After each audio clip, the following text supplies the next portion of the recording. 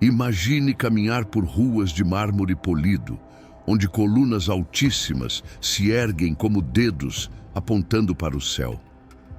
O som de passos firmes ecoa no chão. São as legiões de Roma, o exército que parecia invencível, marchando sob estandartes dourados. O cheiro de incenso mistura-se ao suor dos gladiadores no Coliseu, enquanto multidões rugem em êxtase. Você sente que está no coração do mundo, onde imperadores são tratados como deuses e o destino de nações é decidido em palácios revestidos de ouro. Roma, fundada às margens do Tibre, transformou-se no império que controlava terras da Britânia ao Egito, da Espanha à Mesopotâmia. Um colosso que parecia eterno, como se os próprios deuses o tivessem erguido. Mas feche os olhos e escute novamente. O rugido da multidão se transforma em gritos de desespero. Estátuas tombam, templos são saqueados, o fogo consome a cidade. O que parecia indestrutível começa a ruir diante dos seus olhos. Este não é um sonho. É a história da queda de Roma, um processo lento, doloroso e sangrento. E no centro dessa tragédia, você encontrará um mistério.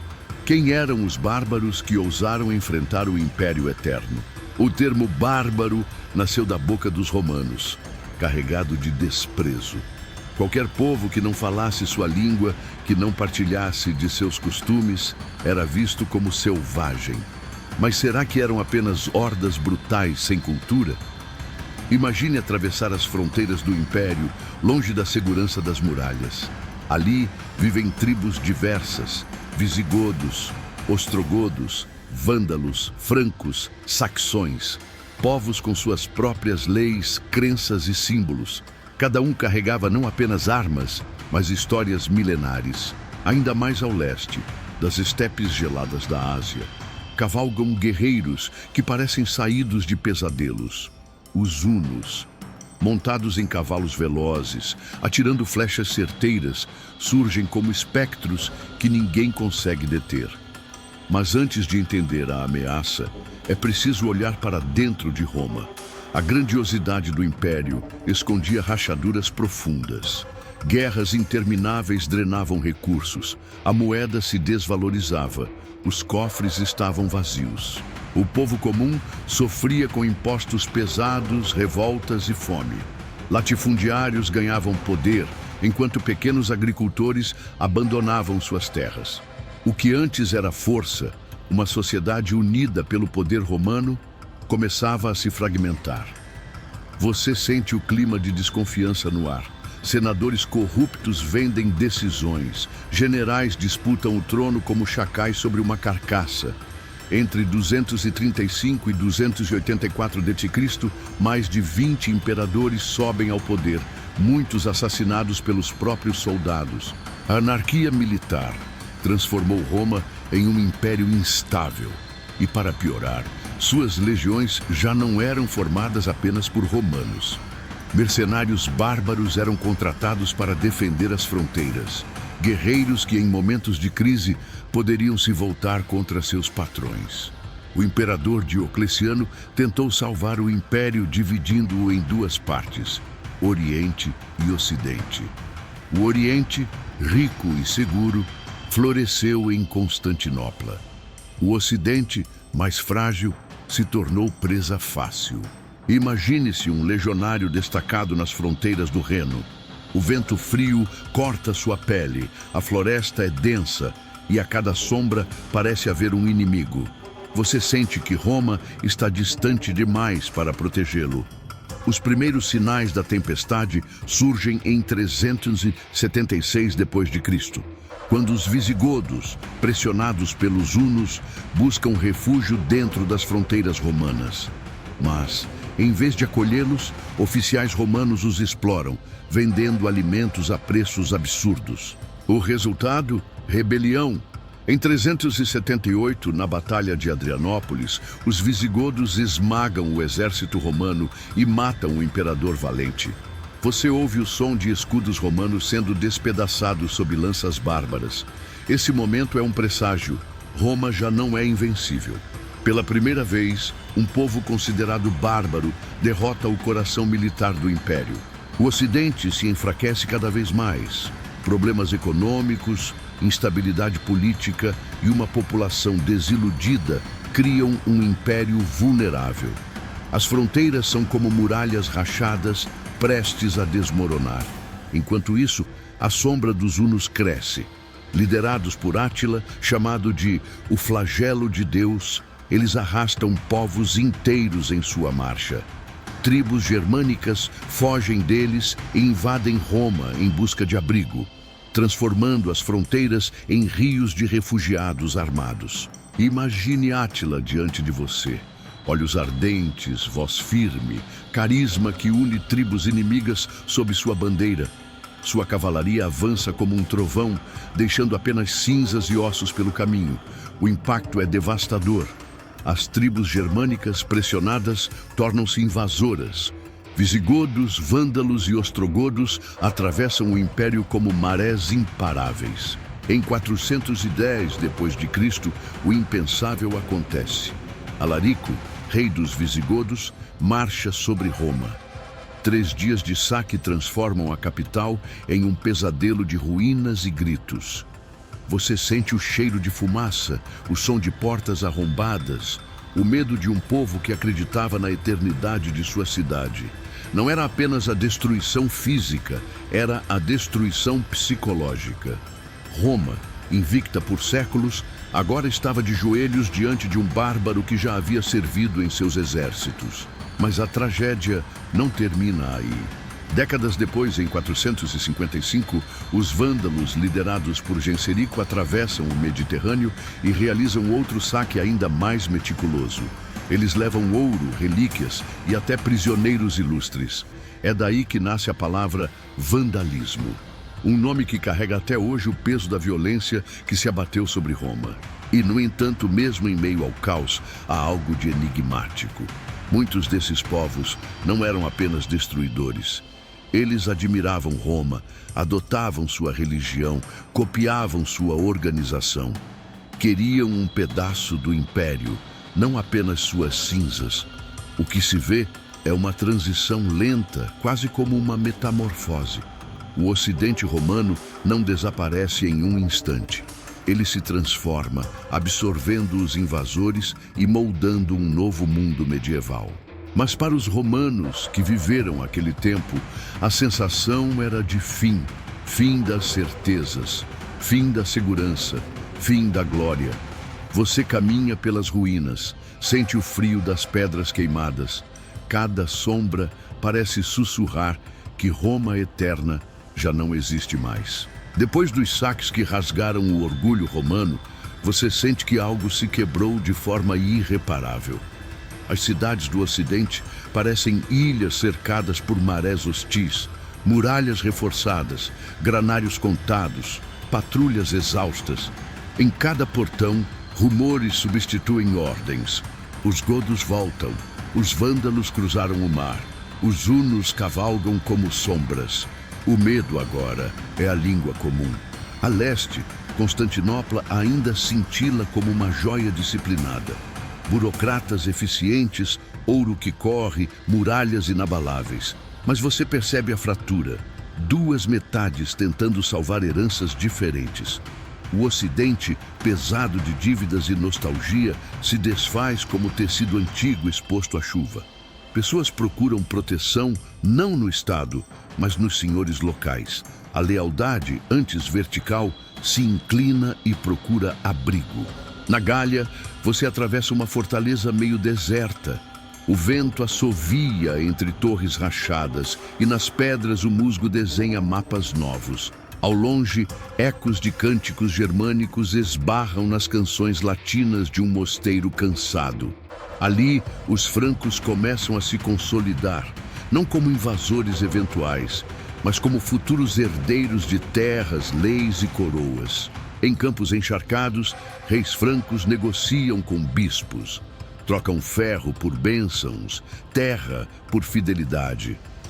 Você percebe a alquimia, o mundo romano se converte lentamente em uma ordem nova, onde o latim das escrituras encontra as tradições tribais. Do caos nascem alianças, da violência, legitimidades. Roma já não dita as regras, participa quando pode do jogo que já não controla. Ao norte você cruza o mar rumo à Britânia. Não há legiões para receber sua embarcação. Há palafitas, aldeias fortificadas, chefes guerreiros. Saxões, anglos e jutos espalham-se como raízes numa terra sem dono evidente.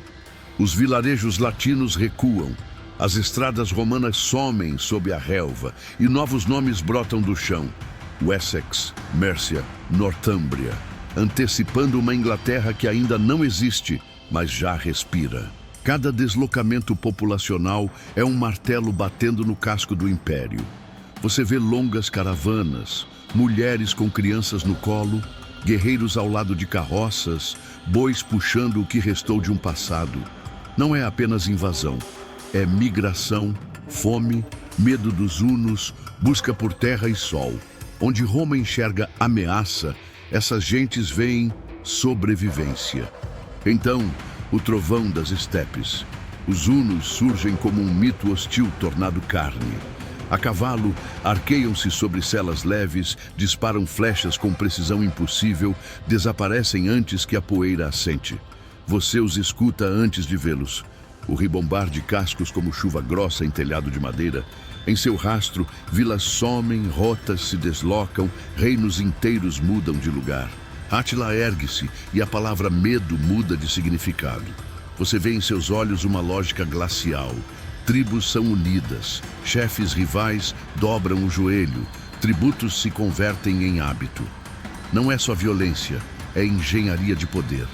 Onde Roma negociava tratados, ele impõe escolhas simples: pagar, fugir ou queimar. Muitos escolhem fugir e empurram-se em massa para dentro do que resta do império. Nos campos catalâunicos, 451 d.C., você presencia um mundo segurando o fôlego. Visigodos e romanos, inimigos e aliados por necessidade, formam uma frente tensa contra a avalanche una. O combate é um redemoinho de ferro e lama, estandartes se misturam, gritos se atropelam. Ao final, Átila recua, mas não se quebranta. O Ocidente comemora uma vitória que parece alívio, não salvação. No ano seguinte, a Itália vê a poeira una no horizonte. As cidades muradas, famintas, parecem ossos à mostra. Às portas de Roma, uma cena se grava na sua memória. O Papa Leão I encontra Átila. Não há crônica unânime sobre o que foi dito. Milagre, cálculo, peste, fome ou ouro. O fato teima. Átila volta atrás. A cidade eterna é poupada. Por hora. A morte o alcança em 453, tão rápida quanto uma flecha bem lançada. Sem sua vontade de ferro, o Império Nômade se despedaça. Mas os sulcos que ele abriu no mapa não cicatrizam. Povos deslocados ainda pressionam fronteiras. Guarnições cansadas continuam sem soldo. Governadores provinciais comandam como reis pequenos. Você entende? Não era apenas um inimigo, era um terremoto prolongado. No Ocidente, generais germânicos tornam-se árbitros de imperadores. Você cruza corredores onde nomes como Estilicão e Ricimer sussurram ordens por trás de tronos frágeis. O Senado, outrora o relógio da República, marca horas incertas. Meninos coroam-se homens, homens caem como meninos. A púrpura imperial vira hábito de poucos meses. O golpe final não soa como trombetas. É quase um suspiro. Em 476, Odoacro depõe Rômulo Augusto, um adolescente cujo nome carrega ironias demais para um mundo tão cansado. Você vê o gesto seco, as insígnias enviadas a Constantinopla, o reconhecimento de que não há mais por que fingir. O Império do Ocidente não cai numa explosão, apaga-se como uma lamparina sem óleo. E no escuro que se segue, você distingue formas novas. Reis bárbaros aprendem latim jurídico, bispos legitimam coroas, monastérios guardam livros e sementes. A estrada romana, quebrada, ainda guia os passos. A lei romana, esgarçada, ainda pauta julgamentos. O que ruiu não foi a memória, foi a pretensão de eternidade. E você percebe, com um arrepio manso, a queda de Roma não encerra uma história, apenas muda a língua em que ela continuará a ser contada. O cenário que surge depois de 466 não é silêncio absoluto, mas um zumbido contínuo de reinícios. Você caminha por ruínas que ainda cheiram a fumaça, mas também por oficinas onde mãos germânicas fundem ferro romano. Há mosteiros onde monges copiam manuscritos em noites frias, protegendo saberes que poderiam ter se perdido para sempre. O que parecia apenas destruição é, na verdade, o início de um mosaico novo. Você se aproxima da antiga Roma, agora sem imperador ocidental. As ruas, outrora marchadas por legiões, recebem procissões religiosas, mercados improvisados, bandos de crianças correndo. O Senado sobrevive como teatro vazio, e a Basílica substitui o Fórum como coração pulsante. A velha cidade eterna já não manda, mas ainda inspira. É um cadáver que fala, e seus ecos são ouvidos por séculos. Odoacro, germânico mas de pragmatismo romano, governa a Itália sem trono dourado. Prefere o título de rei ao de imperador. Você o observa negociar com Constantinopla, que reluta em aceitar a nova ordem. O Oriente, rico e resiliente, ainda tenta ser guardião de um sonho de unidade. Mas o Ocidente já não é mais império, é um tabuleiro de reinos nascentes. Ao norte, os visigodos fincam raízes na Espanha. Ali, constroem palácios sobre fundações romanas e catedrais sobre templos pagãos. Você sente que a cada pedra assentada nasce uma identidade híbrida, nem totalmente romana, nem puramente goda. Uma nova Europa começa a se esboçar, nascida de choques, mas também de fusões inevitáveis. No norte da África, os vândalos transformam Cartago em capital marítima. Seus navios velozes cruzam o Mediterrâneo, agora sem o domínio romano que antes parecia eterno. O mar que fora Mare Nostrum já não pertence a um só senhor. O nome vândalo ecoa como sinônimo de destruição, mas você enxerga também sua engenhosidade naval, seu domínio das rotas, sua disciplina inesperada. Os ostrogodos, por sua vez, reclamam a Itália sob o comando de Teodorico. Você o observa entrar em Ravenna como um rei que respeita o passado. Ele preserva edifícios, protege Roma, consulta o Senado. É bárbaro, mas fala latim, cita leis romanas, veste a púrpura com cuidado. E você percebe, a queda de Roma não é o fim de Roma, é sua multiplicação em mãos diversas. O termo bárbaro, que Roma usava com desprezo, revela-se uma máscara. Esses povos não eram selvagens sem ordem, tinham sistemas próprios, alianças complexas, mitologias ricas. Você descobre que, ao se misturarem com o legado romano, eles não apenas destruíram, mas também reinventaram. O Ocidente se fragmentou, mas não mergulhou no nada. Mergulhou no devir. A Igreja cresce nesse vácuo como força unificadora. Você caminha entre catedrais primitivas, escuta o canto dos monges, sente o cheiro de velas queimando diante de relíquias. Onde o Estado falhou, a fé costura. Os bispos se tornam juízes, conselheiros, em alguns casos quase governantes. A espiritualidade cristã se entrelaça com o poder temporal, e o mapa da Europa medieval começa a tomar forma. Muitos chamaram esse período de Idade das Trevas, mas você percebe que as trevas não são silêncio absoluto, são penumbras cheias de germes. A filosofia romana sobrevive nos mosteiros, o direito nas cartas dos reis bárbaros, a engenharia em aquedutos ainda em uso.